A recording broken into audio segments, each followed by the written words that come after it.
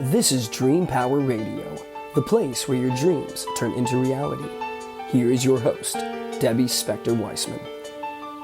Hello, and welcome to Dream Power Radio. I'm your host, certified dream life coach, Debbie Spector-Weissman. This is a place where we talk about dreams, both daytime and nighttime dreams, and how you can use them to make the internal shift to a life you love and rediscover the truth of who you really are. Well, are you aware of all the ways you can work with your dreams? I'm fond of repeating the quote from the great dream worker Jeremy Taylor, who said, "All dreams reflect our inborn creativity and our ability to face and solve life's problems. And to that end, we can use our dreams for insights into how we react to situations, deal with our emotions, handle other kinds of life situations, medical issues, or use them to come up with creative ideas, just to name a few." Recently, I became aware of a way of working with our dreams I'd never heard of before, and it piqued my curiosity. Angel Pretot is a language teacher with a unique method of how to learn French easily and effectively. One of the offshoots of his program is that he found his English-speaking students starting to have dreams in French. Well, he's here today to tell us what this means and what we can learn from this. Welcome to Dream Power Radio, Angel. Thank you for having me, Debbie. I'm so happy to be here.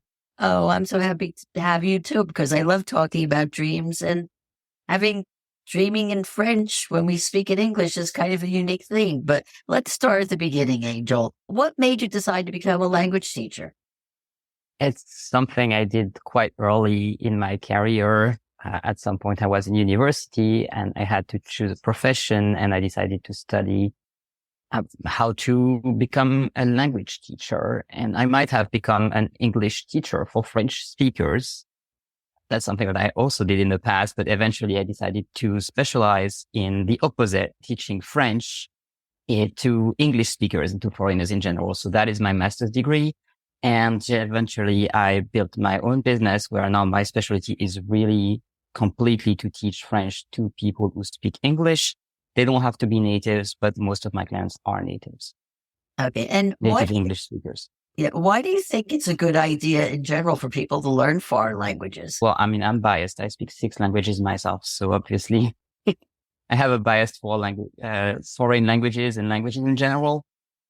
It's really a much bigger opening on the world. You will have access to many more different cultures and also different ways of thinking.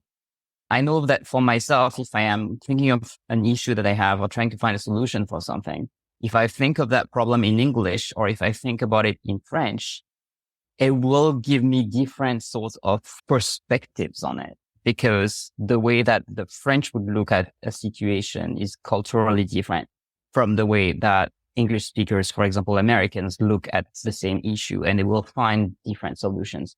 So you will have a lot more insights in ways to lead your life, not to mention all of the opportunities for traveling that you unlock, because sometimes when you're abroad and you only speak English, it can feel a little bit restrictive. You know, you can only go to so many restaurants because you have to have the menu in English and you have to have waiters who speak English. And if you want a tour, it has to be in English, and just not everything is in English in the world yet, and perhaps never. Right. Well, I want to get back to what you said about solving problems using different languages. And you say it's a cultural thing. It's not just the language itself, but it's all the other cultural aspects that help in that connection. Yes. So the culture and the language are really not separable, although one language can have different cultures. For example, you know that the American culture and the culture of the UK is very different despite speaking the same language. But I know, for example, that if I had never learned English, I would probably never have been able to build a business, because it's just not something that is valued or appreciated or even really understood in the French culture, as in the culture of France as a country. You mean there are no entrepreneurs in France?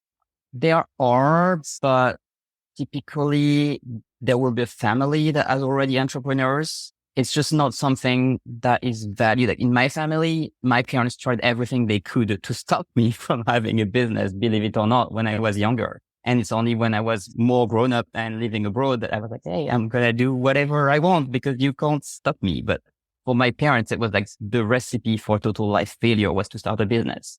I don't know why. I mean, it's just the way they think, you know. Yeah, it's very interesting. When did you realize that your students were dreaming in French? It's something that I first realized for myself because English is the first language that I learned, and then I learned Spanish and then German. And I know that when I start dreaming in the language that I am learning, it's a sign that my capacity in the language is getting good. And sometimes it's way before I have this impression in real life. In real life, when you learn a language, you just constantly have the feeling that you suck. It's a very disempowering thing. And sometimes it's good to have the feedback of, other students or your coach or someone like that to tell you how good your French or the language that you're learning actually is. Because constantly, even when you speak a foreign language, if you're not super fluent, you will feel like you suck. I've had conversations where I was with a friend of mine who was a native English speaker, and we were speaking Spanish just for fun to practice a little bit. And my wife at the time was listening to that conversation. She doesn't speak any Spanish. And she asked after we had the conversation, okay, like what's that about? And my friend told her, oh, what it's about is that Angel speaks great Spanish and I suck. And I was like, okay, that's interesting because my feeling is that you speak amazing Spanish and I suck. And so it's interesting when you start dreaming that you speak the language that you learn, because it's a moment when you're like, oh, I could actually speak in my dream. And sometimes you can speak in your dream. Actually, almost always you can speak in your dream better than you can speak in waking life. Okay, so when your students started to tell you that they were dreaming in French, I guess you weren't surprised then because you already had this knowledge from your own Yes, I'm never surprised. I'm like, okay, good for you. That is a great start. And they know it's a great start because if they wake up and they're like, oh, I was dreaming in French, it will always surprise them in a nice way. So what happened the first time when they realized this? It can be confusing a little bit for them because they don't think that they speak French, but sometimes they have dreams where they're completely fluent. So the reason why it happens is that when you're awake, you're always monitoring what you do and being self-conscious and just trying to do things right. And when you're dreaming, you have none of that. And so it's quite a bit of mental processing, mental power that is taken for monitoring yourself and trying to do the right thing and so on, which causes you to feel like you struggle. But if you're dreaming, you don't feel like you struggle at all. You're just, sometimes you can dream that you struggle, as I'm sure you know, but most often you're just in the dream. And even if it's completely incoherent, it's fine. So do any of your students tell you about the contents of the dream, what they're actually dreaming about? That happens sometimes, yes, but mostly that conversation is like, wow, I was speaking French in my dream and much better than real life. And I'm like, yeah, it's normal. It's a sign that your French is actually pretty good and much better than you think. So are they just speaking words, or are they having conversations? Is it like the same type of thing that if they were dreaming it their own native language? Pretty much. It's rarely just words. I'm sure it can happen to have just some words in French, but that would happen even to beginners. The people that have the experience of actually feeling like they speak French, they have entire conversations. I've had conversations in my dreams in languages that the people I had the conversation with do not speak in real life. Like one day I called a friend and I was like, hey, I dreamt about you and you were speaking French. And he was like, I don't. And they've never spoken those languages. No, but it's my dream, so my brain makes up whatever. Right. So you don't really help them really get into the dreams and understand the dreams. They kind of do that on their own. Yeah, it's not really something that I work with. It's definitely something I would like to explore in the future. It's one of the many aspects that I would like to explore. I have been working with energy healing quite a bit in my coaching practice. And so, of course, working with dreams is a sort of similar or related aspect to that. but I find that there are a number of challenges in working with dreams, which first you need people to actually remember them. And then you need to like lead them through the symbolism. So I'm still studying that. Okay, well, let's talk a bit about your dream. So Yes. your native language then is French, correct? Yes, absolutely. So when you dream in English, for example, you said that it's a different kind of dream from when you would dream in French. What about Mm, dream in German? Not necessarily. I wouldn't say it's a different kind of dreams. That is more when I think in French or in English or in German in waking life that I think differently, but I wouldn't say that this is reflected in the dreams. For me, I speak mostly English in my daily life. Most of what I do is in English. So also most of my dreams are in English, but any language that I am able to speak, even not too well, can just show up in a dream kind of randomly. Hey, I see that. And let's say, for example, you speak, one of the languages you speak is German. Yes. Language. So, German, Spanish, both. Yeah. so when you find that you're dreaming in German, is it because you immersed yourself in German that particular day? No, I mean, it could probably happen, but I've never noticed a trend like that. But I live in Austria where the people speak German. So even though I don't particularly enjoy speaking German myself, if I go just buy something, if I go to a restaurant or any kind of daily life thing on the outside, I will have a conversation in German. So of course that gets then reprocessed and can show up in the dreams in different ways. Okay. And how soon after your students start to learn the language do they find themselves dreaming in French? That can be, I mean, my students, I would say it happens relatively fast because also I have a method of really fast learning. But if you just pick a language learning app and expect to start dreaming in French at some point, I can't tell you that it will ever happen. It might not. But yeah, I think most of my students end up having dreams in French, but they don't always tell me. And do you ever get the sense that they get frightened by having these dreams in a different language? I've never seen someone be frightened by it. It's always a feeling of, oh, wow, I could do that. So it's kind of a validation. Yes, absolutely. It's a very validating experience. Oh, wonderful. Well, Angel, we're going to get more into your language program and more about dreams in French. And we're going to take a short break now. We are speaking about dreaming in foreign languages, and we'll be right back.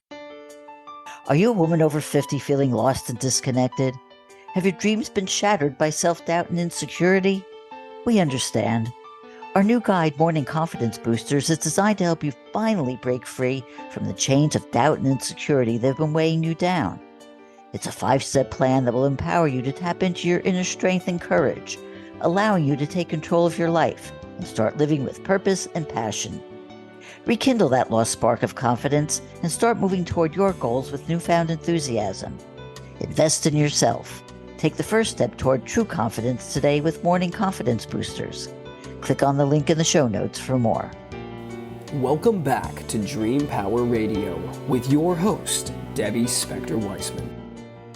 Yes, welcome back to Dream Power Radio. I'm your host, Debbie Spector-Weissman, and we're talking about dreams and languages with Angel Pretot. Well, Angel, your method of teaching languages is a little bit different from a lot of the ways that languages are taught. And you've come up with a 4-step method for how to do it. So let's talk about that a bit. Yes, absolutely. So after a number of years of teaching and also learning languages myself and seeing who was successful with learning languages around me and who was not, I've come up with a method that is really 4 steps. It's not so much 4 steps that you do in order, but more like a circle that you repeat. And I've noticed that all of the methods that are not very efficient are missing one or several of those 4 steps. If you have the 4 steps, you're good. So the 4 steps, it's SAIS. And I have chosen that in part because it spells the words say, like je sais. That means I know in French. So that's selection, activation, immersion, and safe practice. So selection is perhaps the most important step and the step that is missing in I think, most language learning method that I have observed. Basically, the idea is that if you are a high school student versus if you are a medical doctor versus an international lawyer versus you name it, or a retired person just wanting to travel, the language that you will actually need to speak is going to be very different. So for example, for my lawyer students, it's not really relevant to learn the names of all the vegetables at the market. But for someone who is a cook, and I've had several students who are cooks, it will actually be interesting to know a lot more than just the names of the vegetables, but cooking techniques and everything. So you get the idea that it's really important to choose what you learn before learning it. And that's a step that I've just not seen methods and teachers doing. It's always, oh, you have a book and that's what it is, or you have an app and the app just feeds you some words that hopefully aren't too random, but at the end of the day, they're kind of random because depending on who you are, these are not the things that you need to learn. So that's why selection is super important. And if you get that right, I would say you're 80% of the way there, because, it's the 80-20 principle that 80% of your results come from 20% of your efforts. Here in the selection, that is when you select the 20% that will actually bring you the main results. So that's super important. After you have selected things, you have the step that I call activation. This is related to how the brain works. So certainly, since you are a dream coach, you know about manifesting and all of that. And basically, you need to first set a goal and somehow visualize it or activate it in your mind to be led there. So that is what the activation step corresponds to in the language learning method. Concretely, it means that you pick some things that you have selected, and it can be grammar structures or vocabulary words or even ways of having a conversation, and you have to study them consciously. Just once could be enough, might not be, but you have to at least do it consciously, because otherwise the first step for selection has just not been very useful if you don't consciously activate what you have chosen. That is useful because then in the third step, which is immersion, that is when you will use all of the subconscious power of your brain, which is basically you have to have some French in your life or whichever language that you're learning. You have to have that in your life every day. So for every one of my clients that I work one-on-one with, I choose some podcasts and some YouTube channels that are always related to their topic of interest. And I tell them, okay, this is, what you want to be watching with. It's good to use content that is made for natives. And if you don't understand anything, especially at the beginning, it's fine. You don't have to understand anything. You just have to have it in the background. So now your brain knows, okay, that's a thing. You have two languages and sometimes you don't understand much, but it's okay. That's not the goal. The goal is to have it there. The great thing is that when you start relaxing about it, you will start realizing that you actually understand a lot more than you would ever think. But I like that to be more like a nice surprise. And I don't insist too much on that, because otherwise that is when people are thinking, oh my God, I have to understand. You don't have to. Even if you understand 0%, it's okay. But I would be very surprised if you told me you understand 0%. There has to be more than that, even at the very beginning. Also because French and English are just not as different as we think they are once we realize all of the things they have in common. And the last one is super important too, because if you do the first three perfectly, what will happen is that you will become a great passive knower of the language. So you'll be able to understand and perhaps to read if you practice also reading in immersion, but you won't be able to speak, which most people, when they learn a language, their goal is to speak.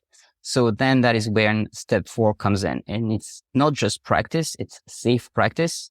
And not just so if we have the S for SAIS, but also because I have noticed that it's very often missing in the situation in which people learn languages. There's always more danger than would be ideal. Typically, I wouldn't think that learning a language would either be safe or unsafe. So fundamentally, it's not something that we feel is safe at a psychological level. If you think of how the primal humans existed, they had their tribe and that was like one family, and no one would have think that it is safe to run away from the first tribe that you have with their language, their culture, their everything, and just go to another one and try to get accepted. It's a bad idea. Okay. Like at the primal level, you don't do that. You stick with your group and hope, because that's your best chance of survival. So at the core, it's just something that we are not naturally prone to doing. We are naturally curious. So some of us will want to try and do it, but we better make sure that it's safe first. So that is part of why it has to be safe practice. And if you think about most people, when they first learn the language, they are in middle school or high school. That is horrible. That is when you have the worst peer pressure that exists to not make a fool of yourself, to try and, act like other people want you to act and just not take risks and really try to fit in or take the risks that are accepted by your group, right? A lot of people will try to learn a language in a professional setting, for example. I mean, I don't know if you do that in the US, but in Europe, we do that a lot, that people will have language classes, English classes, for example, at their job. And you don't want to make a fool of yourself in front of your colleagues. It's bad. And even worse, perhaps some people actually learn the language directly in the country. A lot of people say it's the best method. And it can be a very good method. It can be very effective, but you better not be scared, because then you have, it's like doing circus without safety net. Okay, whatever happens, happens. Okay. So what is a safe way? So a safe practice is really having a container. So that's what I try really hard to do in my business. I have my individual classes and my group classes, and all of those are places where whatever you say, it's okay. The worst thing that will happen is that I will tell you, well, if you're in a real life situation, you don't want to say that because you just made some sexual advances to this first person unknowingly, it's things like that. Or you said the opposite of what you wanted to say, which, sometimes happen because it can be just a little, thing in the sentence that makes it different. Or it does not mean what you think it means. And clearly you just, requested some completely different dish than what you would have requested if you had been able to say what you wanted to say. So it's the place where nothing bad can happen to you. Like nothing. You can't even make a fool of yourself because everyone else is in the same situation. Well, except me, I guess, but don't worry. I'm also in that situation day in, day out when I'm outside trying to speak German to people and things like that. So I bring both the experience of being able to teach to people and, having learned it and knowing what it's like, and also the grace, maybe, I don't know how to call that, but just the ability to hold a space that is safe where nothing bad can happen and you can experiment with any kind of new structure or new sentence. And also because I'm very experienced in working with English speakers, I generally know what they mean, even though they don't say what they were meaning in the first place. So that's really what I encourage you to do. If you want to learn a language, you absolutely need some kind of safe practice. So if you have, for example, a friend who's willing to help you learn the language, willing and able to help you learn the language, then you might want to practice with that friend, for example, because they will be very kind and understanding to you. And you also said before that one of the things you do is tailor your classes to the person. Like you said, first is a cook. You have more food related things and that kind of thing. But you also said that you have group classes. So yes. How does that work? So I originally started with one-on-one and I still do one-on-one. I use basically those 4 steps. The selection is something that I mostly do myself. If we're working one-on-one, I have this process called the roadmap to fluency, which is really, I spend the first hour of our coaching relationship asking you questions and gathering as much information as I can about your life and what you will want to learn, so that I can make a plan for you. Then I send you the plan and we work that plan together. So if you're a lawyer or a doctor or a cook or any profession, I've had so many different professions at this stage, you will have a plan that looks differently. And then we work that together. And then after 3.5 years of doing that, I figured, okay, maybe I can find a way to package this and make it into an online course so people can use it for themselves and it doesn't have to cost so much and it doesn't have to be so limited, because I only ever have 7 spots at the same time for one-on-one clients, just because I'm just me. It's just one of me. So I've noticed that if I take more than 7, it just becomes a bit more all over the place. and I really, really want to be focused. So what I did is like, I had repeated that process of creating the roadmap for people so many times that I was able to make it into workshops for people to actually follow the process themselves. And that's what became my French Fluency Accelerator. I have made a lot more workshops so far. I think we have maybe 25 to date because I like to add a lot more content. It's a lot about grammar, a lot about how to become fluent. There's one about energy clearing. There's one about manifesting with the French language or manifesting the French language, and just a lot of like workshops. But the first three are the essential parts of the program. And then I've added 2 classes per week for the students who are in that program to come and practice with me. So they have to follow the process to make their roadmap. I will give them feedback because I'm always here to answer any questions about anything really. For my students, and then they get to come to the class up to twice a week if they want and participate and speak and follow their own roadmap.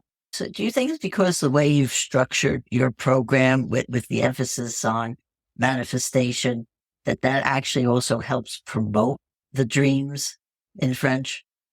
It might. The interesting part is that I wasn't trying to structure it with an emphasis on manifestation.